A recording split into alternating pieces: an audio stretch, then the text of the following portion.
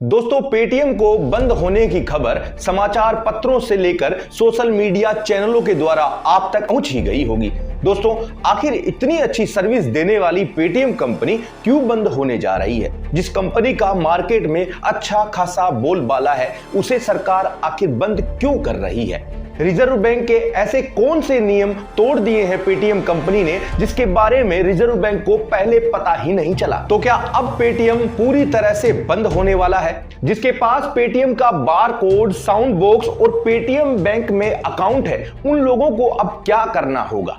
Paytm company ने किसी भी कस्टमर के साथ पैसे की धोखाधड़ी की आज तक शिकायत भी नहीं की है, तो उसके बावजूद भी सरकार इस पर इतना कड़क एक्शन क्यों ले रही है? और अब आगे क्या होने वाला है? दोस्तों, आज के इस वीडियो में हम आपको इन्हीं सारे सवालों के जवाब विस्तार से देने वाले हैं। तो दोस्तों, स्वागत करते हैं आपका एक बार फिर से गोगिलियो के शानदार से एपिसोड पर। दोस्तों, चैनल को सब्सक्राइब करें और अगर वीडियो आपको अच्छा लगे तो अपनों तक इसे शेयर कर उन तक ये जानकारी जरूर पहुंचाएं। दोस्तों, हम भी ऐसा मानते हैं कि भारत सरकार का तंत्र बड़ा मजबूत है, लेकिन आप भी ये बात समझ लीजिए कि पूरी दुनिया में सबसे ज्यादा जनसंख्या वाला देश भारत, जिस पर हर एक व्यक्ति पर नजर रख पाना नामुमकिन है। कोई भी सरकारी तंत्र किसी भी व्यक्ति के द्वारा शिकायतें मिलने पर उस पर एक्शन लेती है। इसलिए इसी साल के 31 जनवरी को आरबीआई ने पेटीएम के खिलाफ एक फरमान जारी किया कि 29 फरवरी के बाद पेटीएम बैंक से किसी भी तरीके का ट्रांजैक्शन पूरी तरह बंद हो जाएगा। चाहे वे किसी को पैसा भेजना हो, किसी से पैसा मंगवाना हो, रिचार्ज करना हो, कोई बिल भरना हो, फास्टैग लेना हो या फिर कोई भी पेटीएम की सुविधा जो कि पेमेंट बैंक से जुड़ी हुई है, वो आप 29 फरवरी के बाद बिल्कुल भी नहीं कर पाएंगे। हालांकि कुछ खबरें ऐसी भी आ रही है कि पेटीएम को 15 दिन की मोहलत दी गई है, लेकिन इन 15 दिनों में क्या कुछ बदल जाएगा? दोस्तों, जैसा कि हम जानते हैं कि पेटीएम भारत में बड़े लंबे समय से सर्विस दे रही है। दोस्तों, कोरोना जैसे काल में लगे लॉकडाउन के बाद पेटीएम जैसी कंपनियों ने डिजिटल मनी से लेन देन को बढ़ावा दिया। उस समय पेटीएम को इस्तेमाल करने वाले लोगों की संख्या अचानक से बढ़ने लगी थी, तो अब पेटीएम कंपनी के और ऊंचे ख्याल होने लगे। पेटीएम कंपनी ने सोचा कि क्यों न हम एक बैंक ही बना ले, क्योंकि लोग वैसे भी हमारे वॉलेट का इस्तेमाल तो कर ही रहे हैं। पेटीएम कंपनी कोशिशों में जुट गई और साल 2015 में इसे पेटीएम पेमेंट बैंक के नाम से लाइसेंस में मिल गया।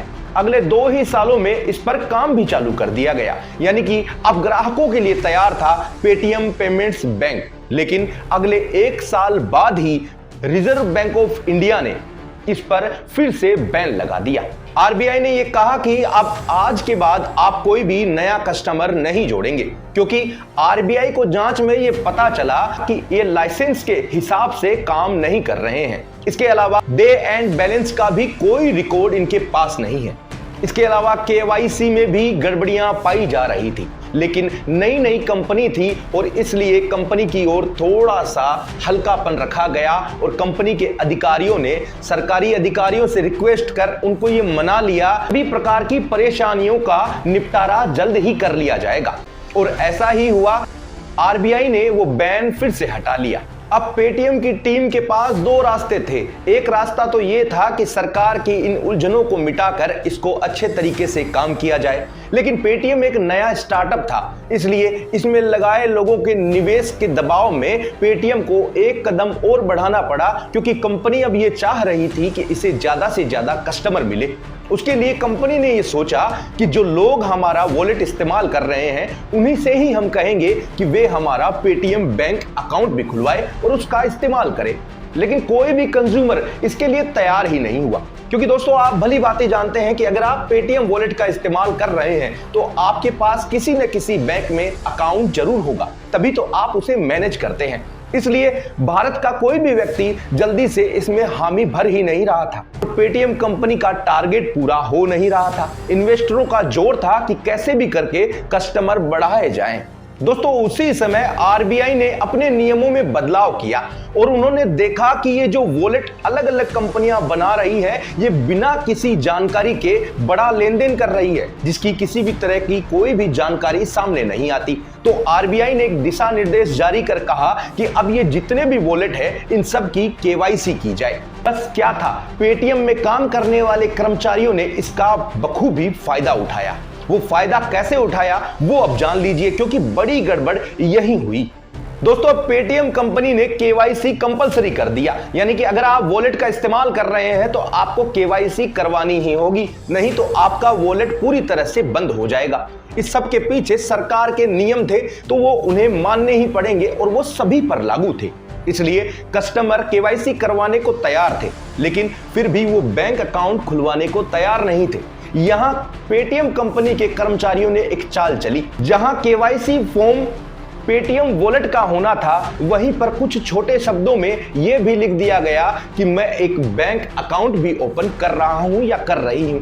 इसके बाद ये लोग उनसे वहां पर सिग्नेचर करवा लेते और अपने मोबाइल पर आए ओटीपी को वेरीफाई कर देते। कुछ ही देर बाद कस्टमर के पास मैसेज आता, बधाई हो, आपका अकाउंट ओपन हो चुका है। खैर, कस्टमर उस पर ध्यान नहीं देता, क्योंकि उसकी केवाईसी कंप्लीट हो चुकी होती और वो अपने काम में लग जाता। कुछ इस तरह से पेटीएम कंपनी अब नए नए ग्राहकों को जुटाने लगी, लेकिन फिर भी कंपनी को दिए गए टारगेट अभी भी पूरे नहीं हो रहे थे और कंपनी पर निवेशकों का दबाव था कि कैसे भी करके कंपनी के काम को बढ़ाया जाए, नए ग्राहक लाए जाएं। इसलिए कंपनी में बैठे कुछ अधिकारियों ने एक नई ट्रिक सोची।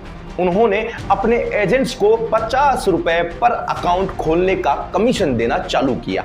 ऐसा करते ही मार्केट में भूचाल आ गया। इस समय जिन एजेंटों को कंपनी 50 रुपए का कमीशन दे रही थी, उन लोगों ने सभी नियमों को ताक में रखकर अब खूब अकाउंट खोले। दोस्तों, उस समय पर यह अकाउंट खोलने के लिए एक ही पैन नंबर से 10-10 या हजार अकाउंट खोल दिया करते थे। यह एक बड़ी गड़बड़ी सामने आई आरबीआई के जांच में, और जैसे ही इन एजेंट्स को 50 रुपए का कमीशन मिलने लगा और इनके एफर्ट्स का एक दायरा निश्चित हो चुका था, इसलिए अब इन एजेंटों ने अपने यहां कुछ लोगों को नौकरी दी और उनसे कहा कि अब हर रोज आप अकाउंट खुलवाएंगे और हम आपको हर एक अकाउंट पे 30 रुपए देंगे। उन लोगों ने इससे भी ज्यादा खराबी कर दी, क्योंकि ये लोग किसी की भी पहचान जाने बिना ही अकाउंट खोलने लगे। जल्दी से जल्दी केवाईसियां होने लगी, अकाउंट खोले जाने लगे, फर्जी आईडीज लगने लगी। हालांकि इन खोले गए अकाउंट्स में अभी तक बहुत कम लोग हैं जो उस अकाउंट का इस्तेमाल करते हैं। उसकी जानकारी हम आपको कुछ ही देर में देंगे।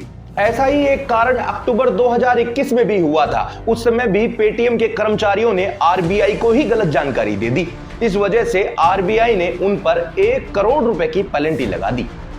खैर, अब ये जो अकाउंट खोले गए, इनमें किन किन ने गड़बड़ की है, किन किनों ने धांधली की है, इसका खुलकर नाम किसी का सामने नहीं आ रहा। क्या ये कंपनी में बैठे बड़े अधिकारियों का काम है या कंपनी भी इसमें निर्दोष है?